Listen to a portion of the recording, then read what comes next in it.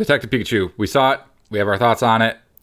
As a massive Pokemon fan myself, maybe I'm just a little biased in my thinking of this film. You aren't as big of a Pokemon fan as I am. I'm new. But I've been there since day one, since Red and Blue, the original Pokemon games. I believe it was 97 they came out. So we saw the film.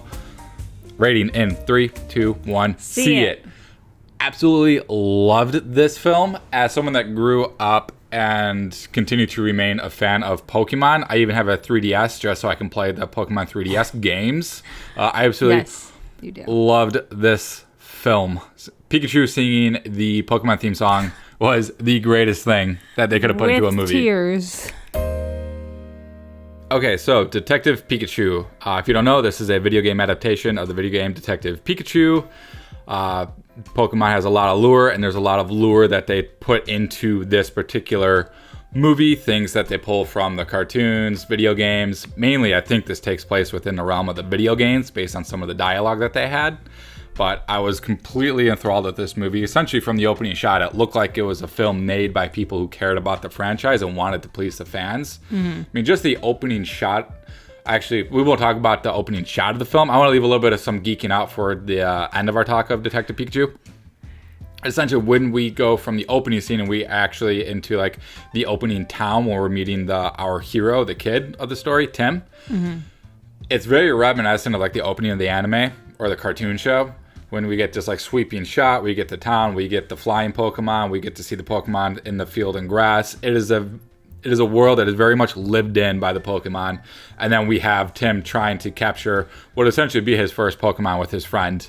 But Tim's like reluctant. He's like, I don't want a Pokemon. And his friend's like, but you need a Pokemon. He's like, I'm fine alone. And they see a Cubone in the field and is crying. He goes, that is perfect for you. And he's like, Mah! And then from there, the film just takes off. It's a lot of fun. There's a lot of laughs to be had. I will say that there's probably a good balance between fan service and a family film. I don't think you need to be a massive Pokemon fan to really love this film, or at least really enjoy it. No, I don't think you need any backstory. I don't think there was anything that I was even remotely confused about, but that could also be because I've had a little bit more experience in the last few months since I watched the show and played the Pokemon game on the Switch.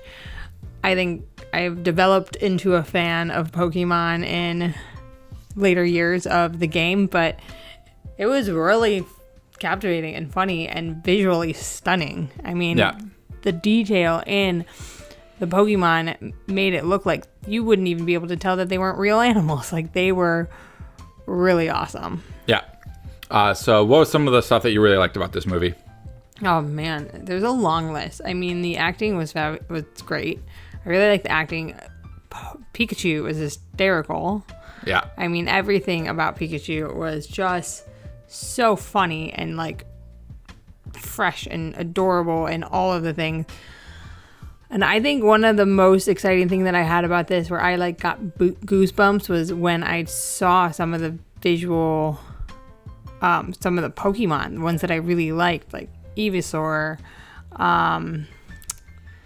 What other ones were there? I mean, like there's. You essentially get all the starters. I know. I'm trying to think. Well, Squirtle, Bulbasaur. All of them. I mean, every time you saw them, it was like if Pokemon were real, that's what they would look like. Yeah. I mean, they were great. So some of like my favorite stuff, like you said, just the Pokemon themselves looked the way Pokemon should look if they were live action. They didn't try to make them too realistic. They still had the cartoon-like proportions to them, big bulbous eyes. Yeah, but that's what makes Pokemon so fun. That's what makes it charming. Yeah. So I feel like this was directed by the guy that directed the first Goosebumps movie. And this is a guy that feels like he knows how to take a property and go, I know how to make this for the people that are fans of this. Whether he's a fan of Goosebumps and Pokemon or... Himself. Yeah, himself.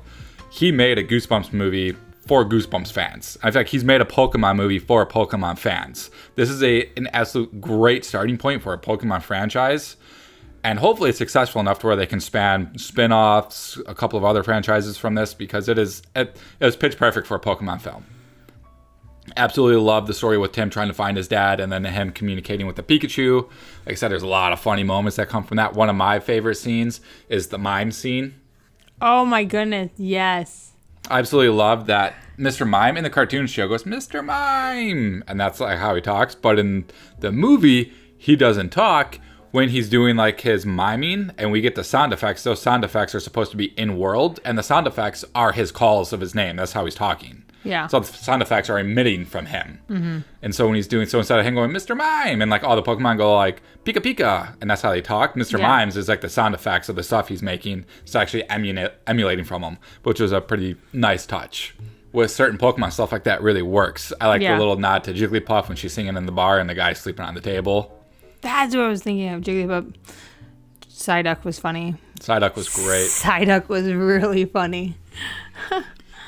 So I don't want to give too much away. Let's go into some things that we might not have liked, if you had anything that you didn't like. Was there anything about this film that rubbed you the wrong way? Not really, but I think that comes from my not as devoted to the Pokemon world as someone like you. I wouldn't say that I'm devoted, but I did have some issues with the third act. I don't want to get too much into it, but I feel like they went a little far with Mewtwo's powers. It was a little much. I have not played the Detective Pikachu game, so from what I've read, this... It's a game? Yeah, Detective Pikachu is an actual game, and from what I've read... Which console? Handheld. How old? I'm not sure. So I can't play it. Maybe. I'd have to see if it's available anywhere. But essentially, the movie follows the plot of the game. It's essentially people experimenting on Pokemon, trying to, I guess, evolve the human race beyond where we're at now. Yeah. And Detective Pikachu needs to solve it. And like even the final battle in the movie mirrors the final battle in the video game, where there's like a battle on top of animal or Pokemon balloons. Right. It was actually kind of funny because they didn't just reference Pokemon games. And I know that is taken out of Detective Pikachu, but that's also a stage straight out of Smash Brothers called Pokefloats. Where really? Where you battle. It's not in Smash Brothers Ultimate. It's in some of the older games. Oh. Where you're battling on platforms. Like I don't remember that. Yeah, you're battling on platforms made out of different Pokemon. So like Gengar's in there. I can't remember what the other ones were. But essentially, I mean, that's kind of like the final battle in this movie is Pokefloats. And he got Pikachu versus another Pokemon at the end of this, which is kind of a nice nod. And there's a lot of nods. But that third act, Mewtwo's powers, a little extreme for my taste. It was a little weird. And I feel like that might be a sort of a wall that some people hit to where they're really enjoying it. And the third act comes and go, oh man, I don't know. Which might prevent people from seeing us multiple times if they're not into like the final reveal of what the actual plot of some of these the bad guys is in this film. Right. A little silly for me, but the fun of the Pokemon outweighed the bad for me. I would 100% see this again. We're walking out last night and you're like, man, I want to see this tomorrow. I would 100% see this again tonight or tomorrow. Really? Because I didn't believe you. I was like, ooh, I'd see that again like tomorrow. And you were like, maybe. I was like, fine. No, there's a lot of nods and Easter eggs. So now that we've talked about our general thoughts. What is this whole Easter egg thing? Like, okay. Let's go. Let's nerd out. We're going to nerd out on some Pokemon right here. All right. So like Easter eggs. All right. So in Magikarp, spoilers, by the way, there'll be some spoilers right here. So when they're, before we get into spoilers, what was your absolute favorite scene in the movie? Favorite scene? The underground training scene. The battle scene? The battle scene. Okay. The underground battle scene. Because there was one that was like, well, that wasn't really a real one, but I kind of wanted more of that. Yeah, I have to agree. That's probably my favorite scene too. But Pikachu is so funny in it. Yeah, and once you realize why he can't use his powers and like why he's the way that he is, a lot of the dialogue in the film makes much more sense and it hits a little harder. Yeah. So like the scene when Pikachu is when Mr. Mime's miming and Pikachu's like, it's like I push people away and I get angry for them when they leave me. Like who is that's talking? You're like, oh. That's a little deep there for a Pokemon. What he's saying once you actually realize what's going on. But I agree with you that the Charizard, it's essentially the Charizard scene. The underground Charizard battle. Looks really cool. Oh, the Charizard was awesome. Charizard was awesome. But anyways, now getting into the Easter egg, some spoilers. So when Pikachu picks up the Magikarp and he throws it on the ground, he goes, you just gotta give it a little kick. And he's trying to get it to evolve into Gyarados, and he kicks it. And he's like, I saw that differently in my head. And then like a second later, it evolves into Gyarados. That's an Easter egg because in the cartoon show, James from Team Rocket, whenever he kicks one of his Pokemon, they end up evolving. So, and that happens directly from the cartoon. He's like, stupid Magikarp can't do anything. And he kicks it, and then it evolves. It doesn't answer my question. But that's an Easter egg. What, like a pocket? Like a you have to... Easter eggs are just like little nods that they put into the background or into little scenes. That you have to find. That you go, oh, that connects to that from the cartoon show. I was watching something about Avengers Endgame, and they were talking about Easter eggs, and I was like, I don't understand. So, like, I guess you could say Pikachu. And another Easter egg is that when the two guys, the dad and the son who developed Rhyme City, when they're giving their news broadcast and the background music to them talking is the Pokemon theme song. I want to be the very best. Yeah. And, like, you hear that. Like, I heard that, and I started singing when I heard it. I was like, no one ever was. I was like, yes.